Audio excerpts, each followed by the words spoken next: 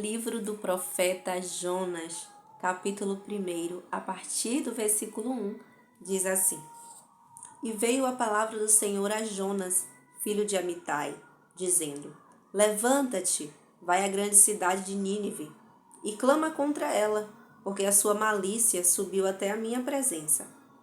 Porém, Jonas se levantou para fugir da presença do Senhor, para Tarsis, e descendo a Jope, achou um navio que ia para Tarsis. Pagou, pois, a sua passagem e desceu para dentro dele, para ir com eles para Tarsis, para longe da presença do Senhor. Essa é uma passagem que tem uma história que ela é bem conhecida no nosso meio, principalmente entre as crianças, que fala sobre a história do profeta que foi parar no ventre de um grande peixe. Muitos até falam que foi na barriga da baleia, mas não foi na barriga da baleia. A Bíblia fala que foi no ventre de um grande peixe, e peixe não é, e baleia não é peixe, baleia é um mamífero, né, gente? Mas enfim, o contexto da história é que ele é um profeta e que Deus deu uma ordem para ele ir até um povo que era um povo mau, um povo muito ruim aos olhos do Senhor, um povo corrompido, idólatra. E a profecia que Jonas recebeu para levar para esse povo foi uma profecia de exortação. Deus mandou ele profetizar destruição sobre aquele povo.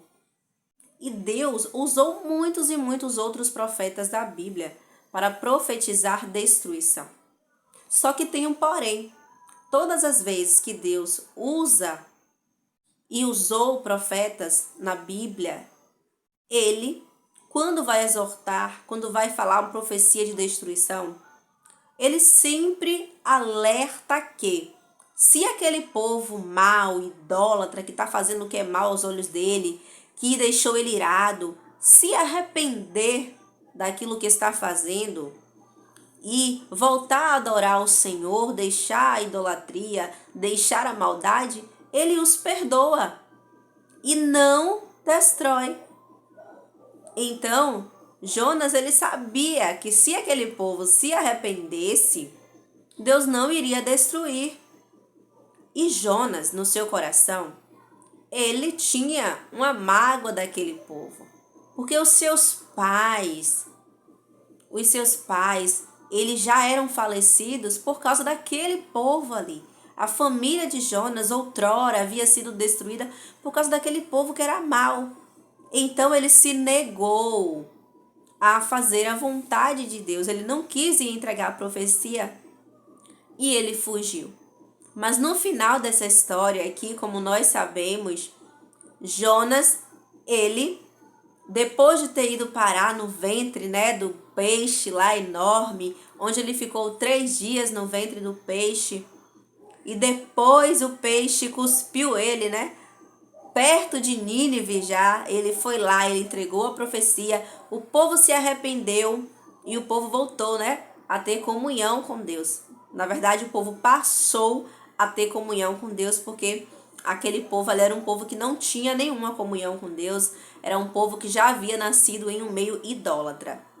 Mas o que eu quero trazer para vocês, contextualizando toda essa história de Jonas, é que, primeiro, quando nós somos profetas do Senhor, quando somos chamados, quando Deus nos pede para entregar algo, nós não podemos fugir, porque a responsabilidade do que vai acontecer após aquela profecia fica sobre as nossas vidas, assim como ficou sobre a vida de Jonas.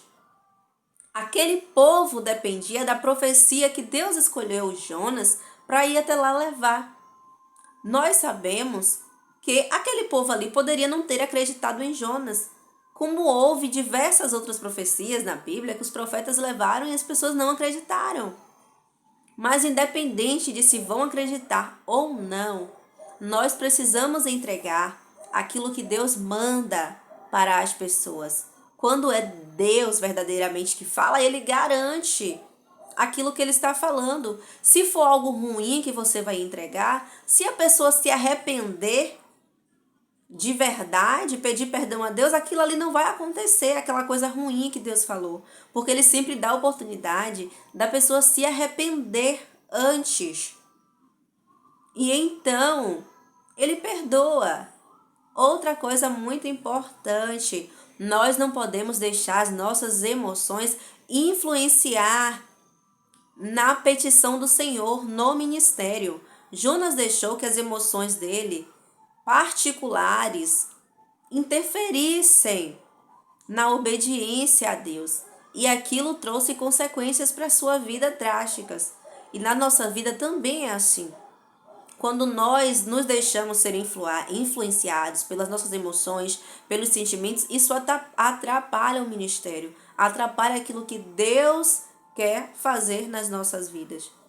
Então, que com essa palavra vocês possam compreender que Deus falou, obedeça. E segundo, não deixe suas emoções atrapalhar a sua obediência a Deus. Porque há um tempo determinado para todas as coisas, Deus está no controle de tudo. Se Ele mandou, Ele garante. Vai na fé. Pai, em nome do Senhor Jesus, nós te louvamos e te agradecemos por essa palavra do dia, Pai. Que essa palavra venha edificar poderosamente o coração de cada uma dessas pessoas. Que o Senhor venha fazer infinitamente mais do que elas pensam ou do que elas imaginam, Pai. Que onde há portas fechadas, essas portas sejam abertas, Pai, mediante a obediência delas a Ti.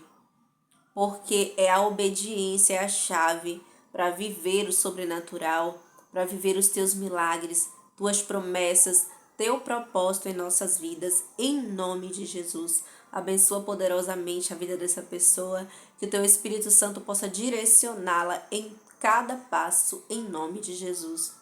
Amém. Fiquem bem, fiquem com Deus. Shalom.